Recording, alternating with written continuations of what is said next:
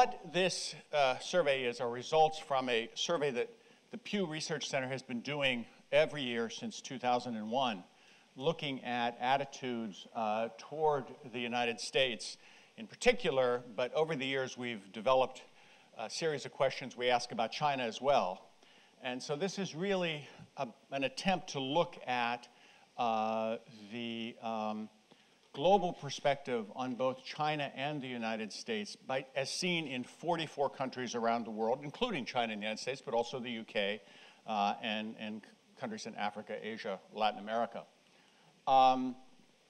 Just so you know, as background, we're funded by the Pew Charitable Trust, which is a foundation in the United States.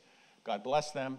And we are nonpartisan, non-advocacy in the sense that we do not take positions on issues. I can tell you that we discovered 1 + 1 + 1, but I can't tell you it equals 3. I'll let you draw your own conclusions about that. We survey on a range of topics. All of this is free. All of it's available on our website. All of it is searchable, which is even more interesting. So if you see something of interest, you can go to the website, the material's there. You can see what we ask about a particular issue in France in 2007 or whatever. It's a very useful research tool, I would say. The blue are the countries that we surveyed this year, 44 countries in all, including the United States. We are constantly trying to expand the number of countries that we survey in. We will be the first to admit it would be nice to survey in 150 countries, but even we face financial limitations. The survey was done between mid-March and early June of this year. There are 48,000 respondents. Most of it is face-to-face. Some of it is by phone in the United States and a number of European countries and in Japan. And the sample margin of error is about 3 to 4.5%. Just to give you an overview of what we found in this survey, we were looking at attitudes towards the U.S. and attitudes towards China, how those have changed over time. As you can see, this is a global map of the countries where we had a higher rating for the U.S. The red is higher rating for China. The question is, do you have a favorable, unfavorable view of the United States? Do you have a favorable, unfavorable view of China?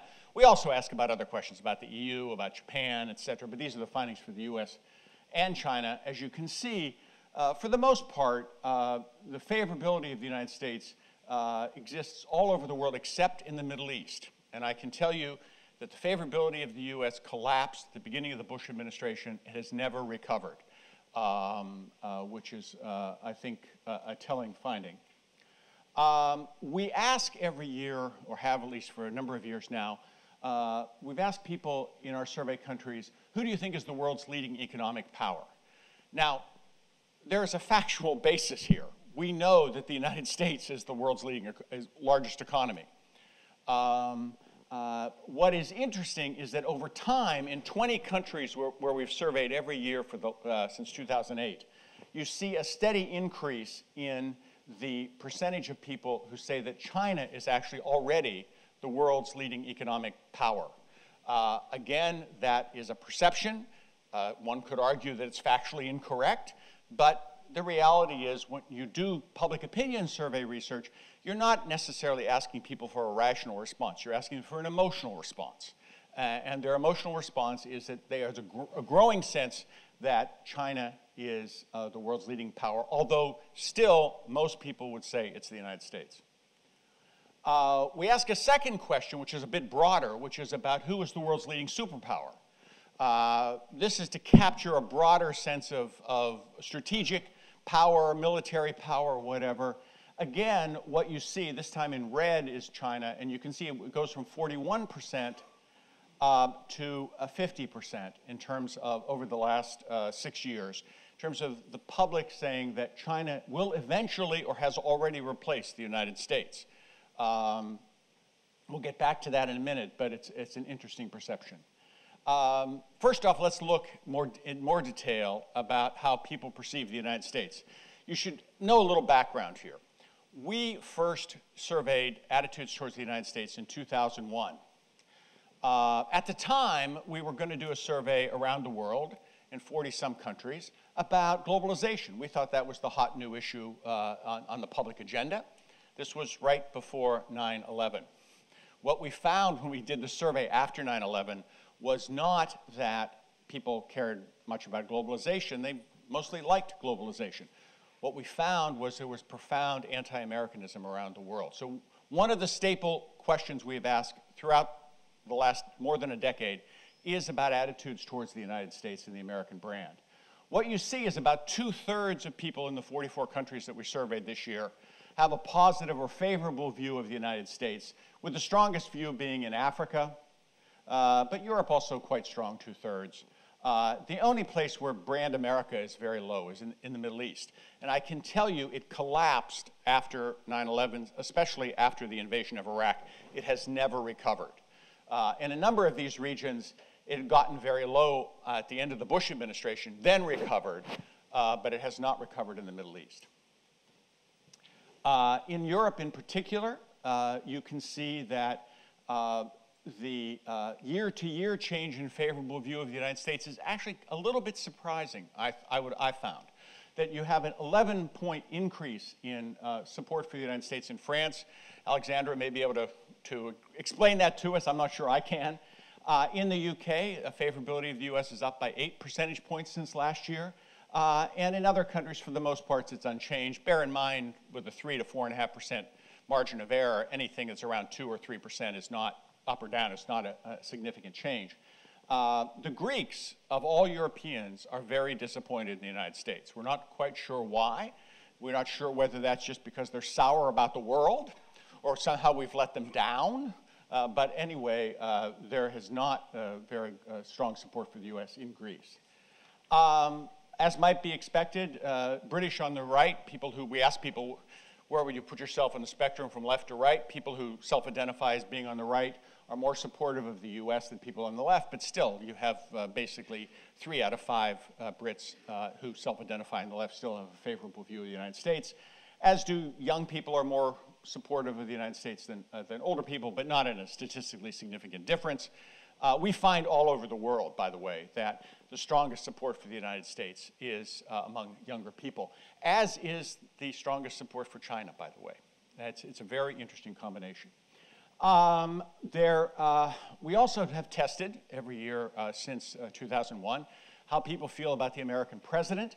What you can see is that since Barack Obama became president, favorability of him has gone down dramatically. This is confidence in him doing the right thing in world affairs. Obviously, there are various ways you could measure this, but this is the question we ask.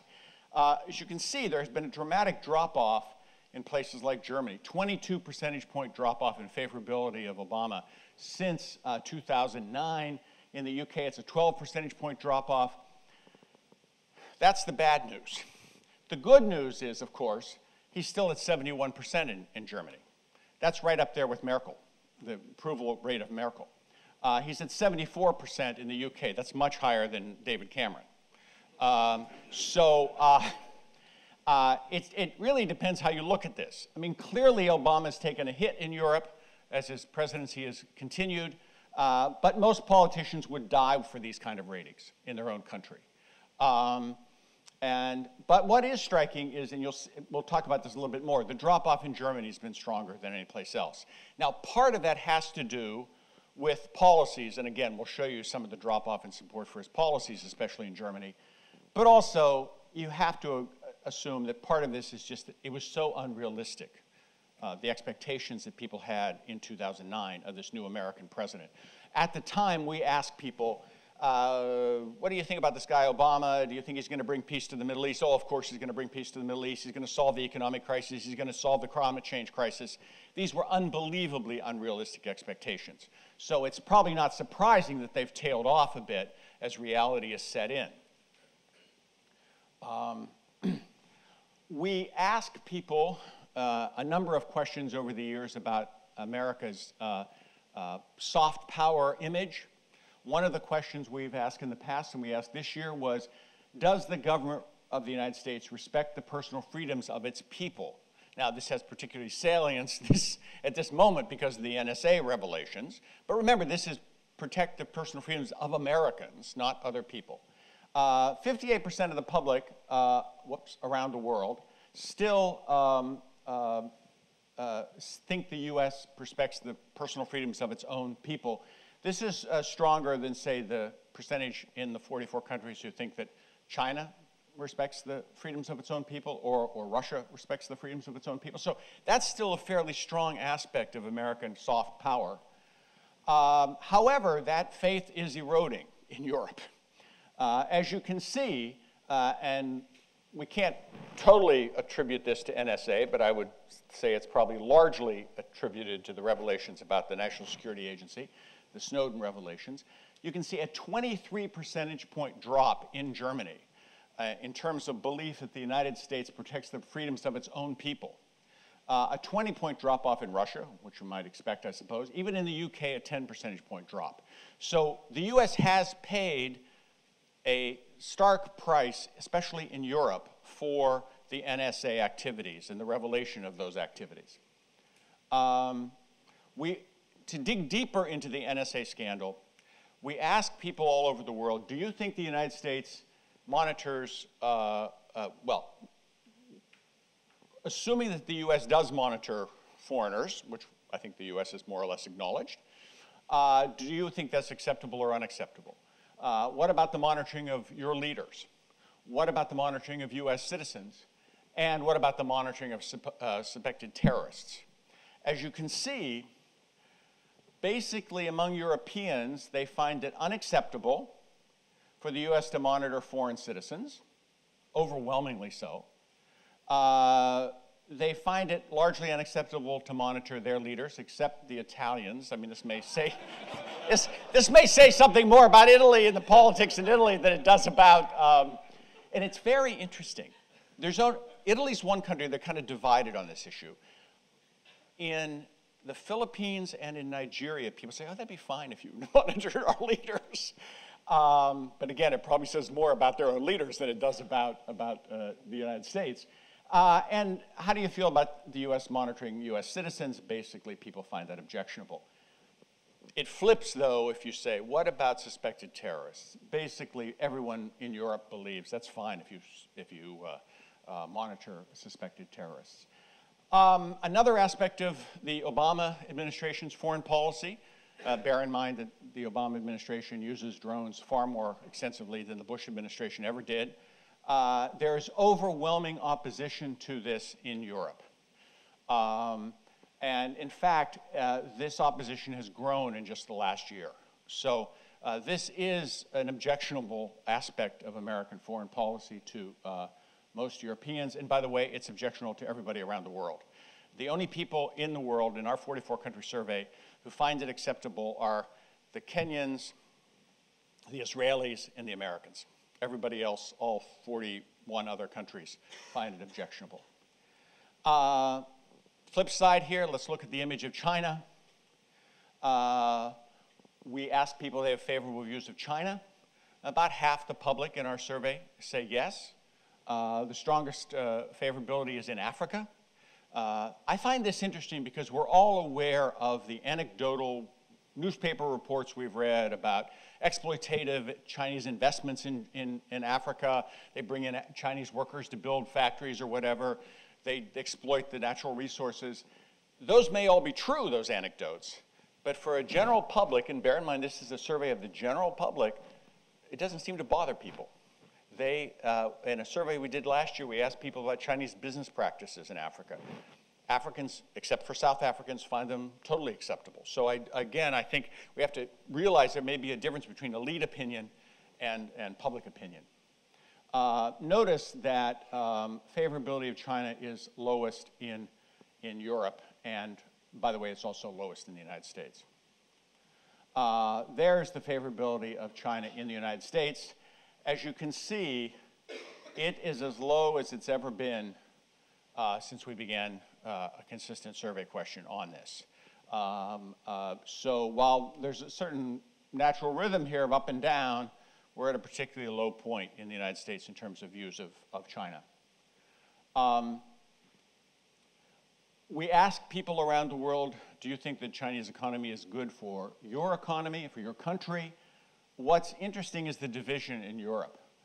Basically, the Brits, the Greeks, thank you, China, very much for those investments, and the Germans basically think that China is good for their economy. The Italians, the French, the Poles are really not so sure that it's good for their economy. We asked people all around Asia about territorial disputes with China.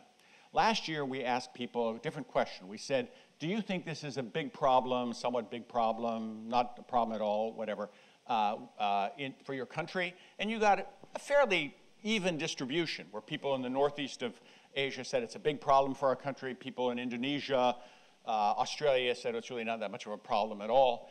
This year, we asked a different question. We said, are you afraid that it could lead to a military conflict? And what you see is that almost everywhere, half or more of the population believes or worries that territorial conflicts with China could lead to a military conflict. So I think there's really an escalation of concern about this, the potential for this. Now, even 62% of the Chinese we surveyed were worried that this could lead to a military conflict. Now, I did have one wag say to me, we don't know if the Chinese thought that was a good thing or a bad thing. I must admit we don't, but one has to presume they thought it was a bad thing. We asked people, who do you consider your closest ally? Who do you consider the biggest threat to your country? What is interesting is that only the Malaysians and the Pakistanis were first to name China. And in terms of biggest threat, the Japanese named China, the Filipinos named China, and the Vietnamese named China. People were much more likely to name the US as an ally, but there were a number of countries where people thought the US was the biggest threat, just to give you a sense of this. Notice that the US thought you were the biggest ally, the most important ally, and that Russia was the biggest threat. Bear in mind the timing of this survey. It was right around the time of Ukraine and Crimea. My guess is last year, if we'd asked this question, that China would have been there, not Russia. How does it then balance out between the US and China in this survey? Europeans are overwhelmingly more favorably disposed towards the US rather than China. In the UK, there's a 19 percentage point difference here. Only the Greeks. We have a lot of Greek Americans. We took all these people in, but they don't see us as that favorably. And frankly, I don't know why. The simplistic answer may well be that the Greeks are so negative about everything.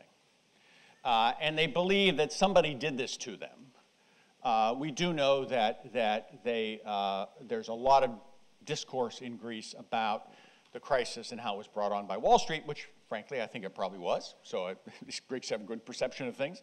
And it may be that there's a perception the US hasn't done enough to help them. But again, this is just speculation. We don't know from the survey why the Greeks seem to be more favorably disposed towards China than the US, other than there has been some very visible Chinese investment in Greece, in buying of ports and so forth. If you look regionally at who people think is the world's leading economy, basically the Asians say it's the United States. What's interesting is that Europeans say that China is already the world's leading economy. Now, we know that that is factually wrong. So this is a perception, it's an emotion, it's not reason, but of course, people vote with emotion. They hold positions based on emotion, not reason. And the fact that Europeans already think that China's economy is stronger than the United States economy, I think is something we, who are allies, need to take into consideration. We ask people, do you think China has replaced or will replace the United States? What's interesting regionally is that the Europeans are the most likely to say that China has already replaced the United States or will soon replace the United States as the world's leading superpower. Notice the Asians are much more divided on this issue. All of this material is available on the Pew website. There's far more available than I was able to share with you.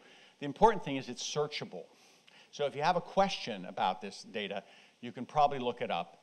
And the data is free. So if you have further questions, I think going to the data is a good way to do it. One little advertisement, we will be in the fall releasing a huge survey in these 44 countries on attitudes towards globalization, trade, and foreign investment.